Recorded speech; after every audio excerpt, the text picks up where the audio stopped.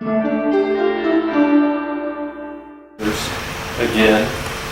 I can't say enough good things about your board, those members whom I know, and your leadership. Mike Calicrate, thank you so much. Thanks for being part of our Colorado Agriculture Council. John Hanson, thank you so much for your incredible leadership on agriculture issues. Chris Peterson, of course, Fred, and the rest of you. You know, one thing that impresses me so much about OCM is not just the passion for agriculture, but the knowledge of agriculture, the understanding about what's going on in agriculture and the challenges that you face, and of course the celebration of the lifestyle of agriculture. And you know, I have been with HSUS for 19 years now, 9 as CEO, and during the time that I've been CEO, this is our new logo. And this logo is 19 different animals in the shape of the United States, and it's meant to represent that we're about all animals, and we're doing it on a national scale. And I think it really speaks to a lot of the values that have always embodied the work of the Humane Society, but I think it does it quite dramatically. You know, we're one of 20,000 animal organizations in the United States. We're the largest, but if you can imagine, I was just at the Great Plains SPCA in Marion, Kansas, the last couple of hours.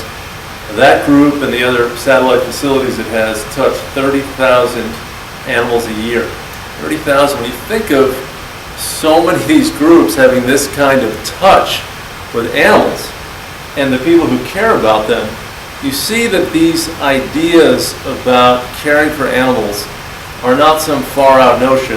These are notions embedded in the fabric of our society. I mean, you can go to any part of the country and find people who are dedicated and working to help animals. And of course, the basic notion that we should not be cruel to animals is embedded in the law. All 50 states have statutes that forbid animal cruelty. All 50 states have laws against dog fighting and cockfighting, and certain malicious acts of cruelty are treated as a felony in every state. So there's no debate about whether cruelty to animals is wrong. The question is, how do you logically apply anti-cruelty principles in a world where we have many different forms of animal use?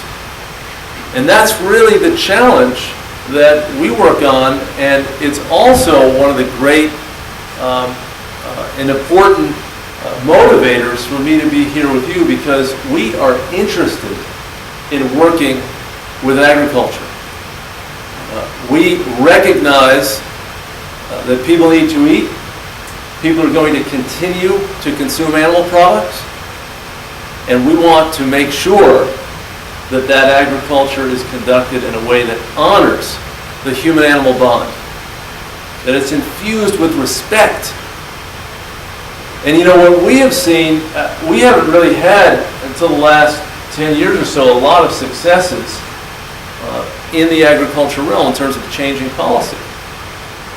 You know, the first state to forbid extreme confinement of sows in gestation crates was Florida in 2002, passed a ballot measure, didn't take effect till some years later. So if you think of that as kind of the start of our success in trying to enforce some standard of care, and that it's not a big standard of care, but it's that animals at least have an opportunity to turn around. But if you think of that as a first step, what happened to agriculture in the 30 years before that? Now, I'm sure you've heard from John Hanson and others the incredible loss of family farming and farming activity in this country before the Humane Society had any big effect. 700,000 pig farmers in the mid-1970s to now fewer than 70,000 today. 91% reduction in the number of people raising pigs. 88% reduction in dairy farmers in terms of their numbers. More than 95% reduction in commercially viable egg producers. This had nothing to do with the Humane Society. Nothing whatsoever. What we're trying to do with our organization is have people be conscious and aware of animals. We don't prescribe every behavior, but we want people not to be so disassociated from animals.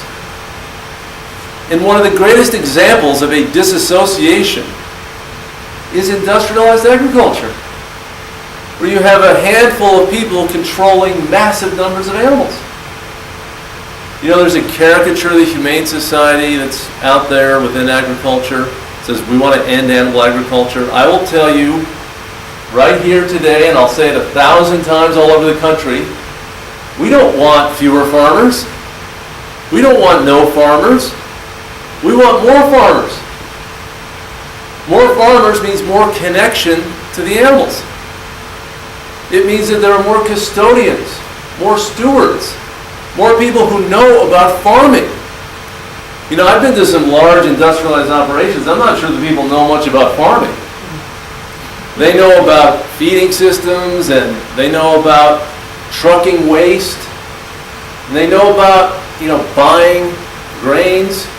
I'm not sure they know much about farming. I tell you, I didn't learn much about farming. I learned that a lot of it was automated, and I learned that the driver was production and driving down costs at the expense of a lot of the other values that we hold dear in our society.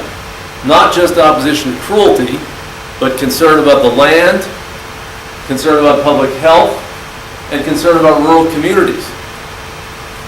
So a lot of people think of the Humane Society, they think animal rescue, and I do want to emphasize, because some of our critics say we don't do this work. We're the #1 group when it comes to direct care of animals. We do it directly. Whether it's our animal rescue team raiding hoarding operations, or puppy mill operations, or horse starvation cases. No one needs to educate the Humane Society about animal cruelty situations, because we're on the ground every day in the United States coming to the aid of animals in need. We've got the largest network of animal care centers in the country.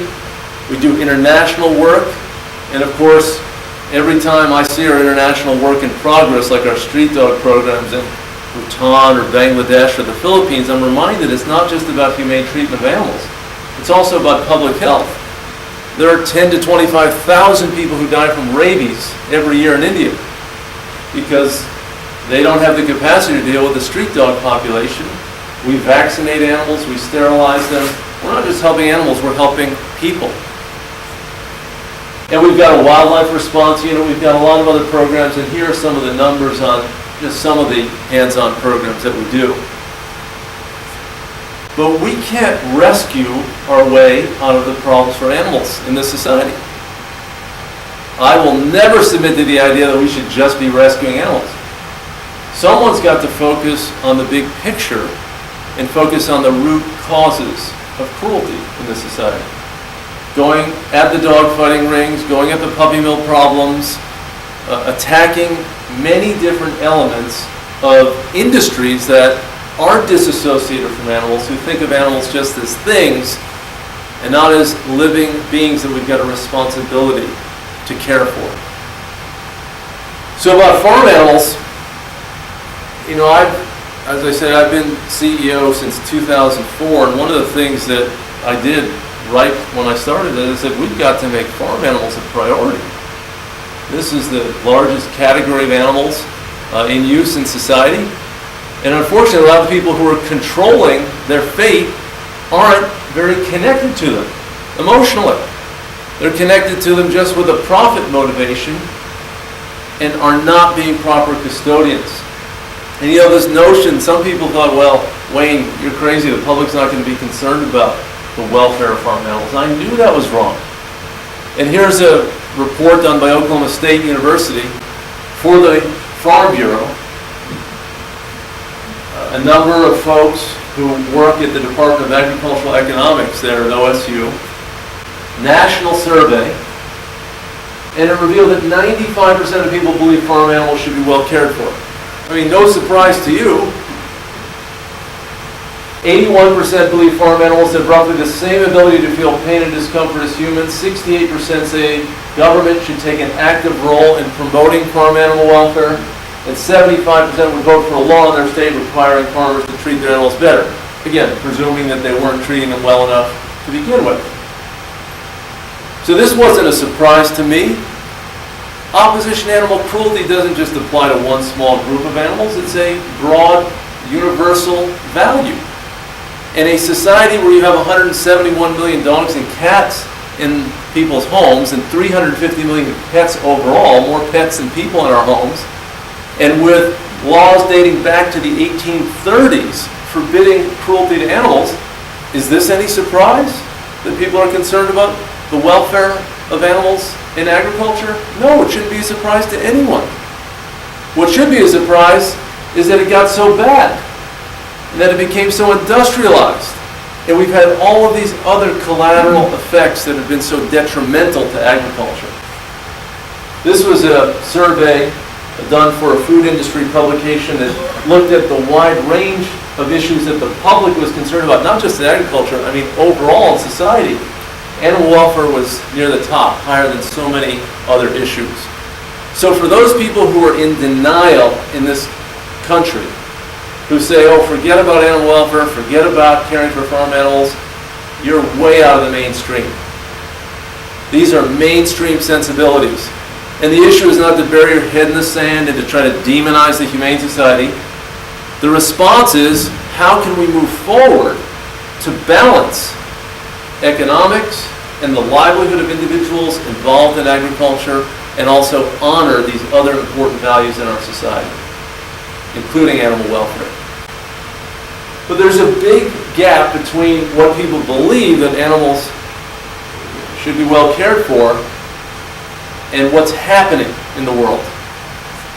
And these industrialized pig operations like this one, where the sows are in gestation crates, is not something that the public is going to go for.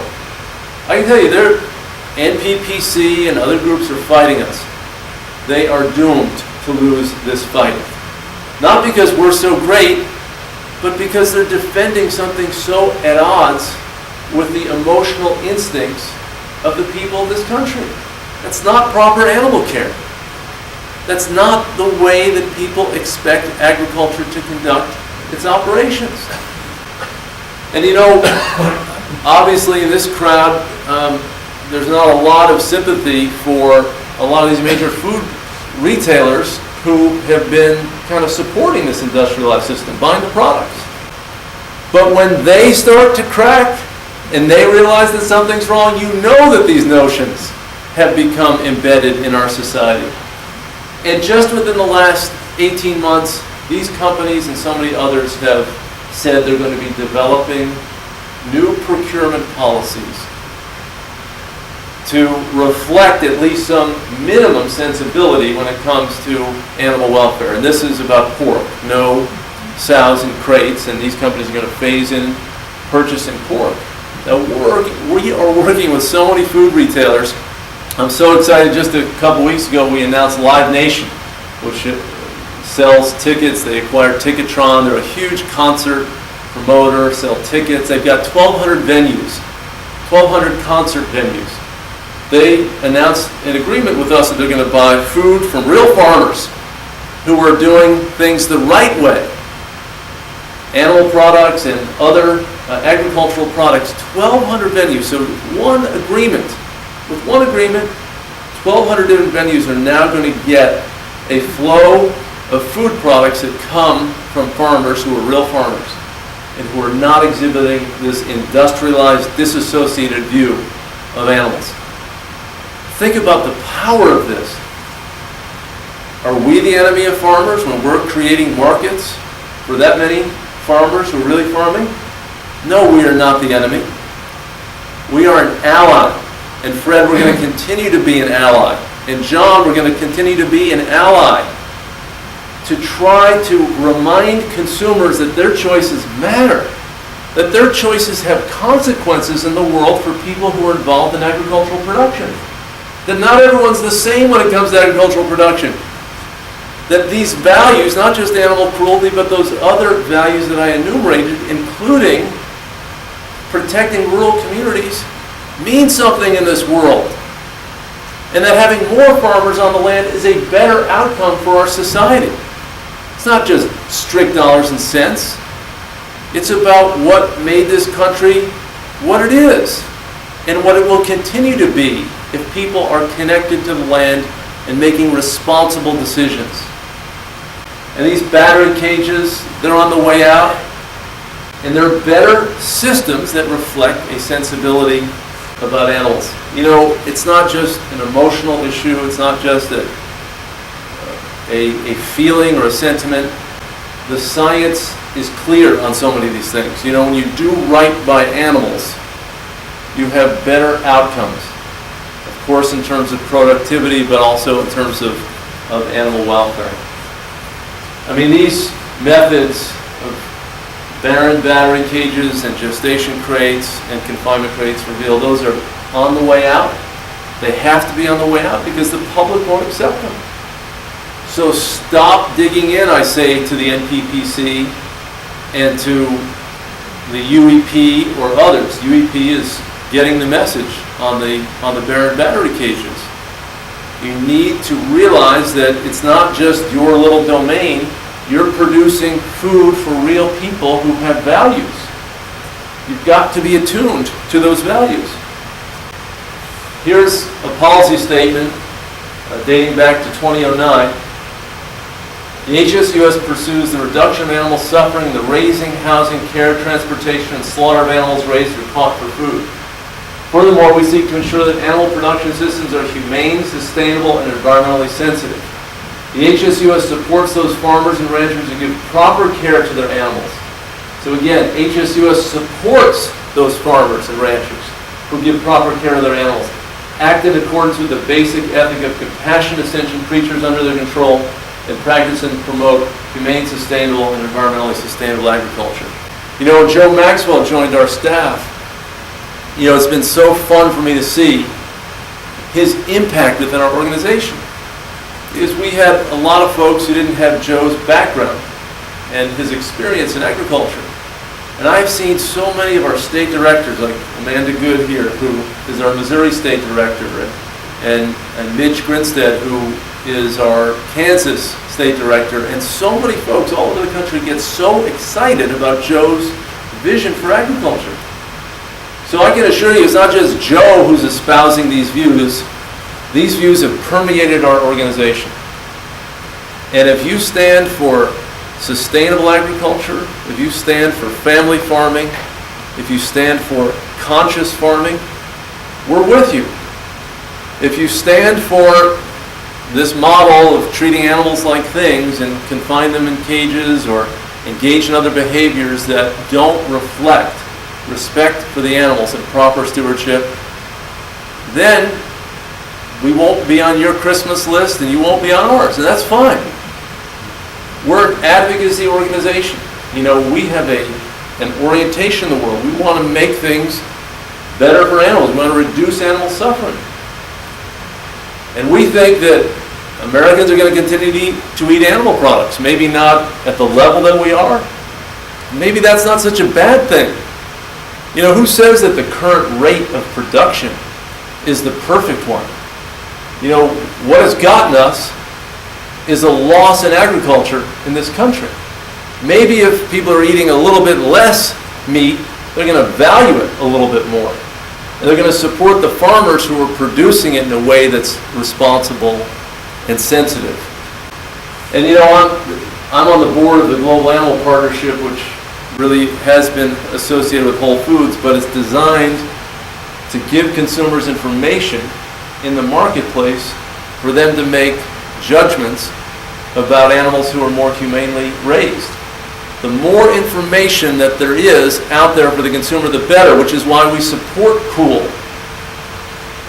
Why we support the notion of the public understanding where their food comes from. Because when people do have a little bit of information, they're going to make better decisions. Because we trust the public to make these decisions. And it's amazing to me that the NCBA and the American Meat Institute and these others are trying to subvert this, trying to subvert information for the consumer. You know, the same group that is fighting for really opaqueness on the checkoff programs for NCBA and also for the National Pork Board, the National Pork Producers Council. I mean, this checkoff program for the pork producers is astonishing. I mean, maybe we'll say a word about it later, but someone's got to be able to stand up and fight this. This is why I have such admiration for Fred and OCM for fighting for transparency and information. So again, if you're willing to partner with us, and we certainly appreciate the opportunity in the past, we look forward to partnering with you in the future. And you saw our Colorado video. I won't show you our Nebraska video, Kevin Fulton and our other folks. But we're about building a humane economy. You know, our nation has never been about just the idea of commerce alone. You know, commerce disassociated from our values, I mean, that's industrialized agriculture. I mean, it's just production. Forget about the things that matter to us. I mean, we need to blend commerce with our values. I mean, that's the society that we want. That's what's made our nation great. So we're excited to work with you, and I know, Joe, you're going to say a few things about this, and it's been just great working with Joe and having him on the staff and having him be one of our executives. And we look forward to working with you in the days and months and years ahead. So thanks for having me.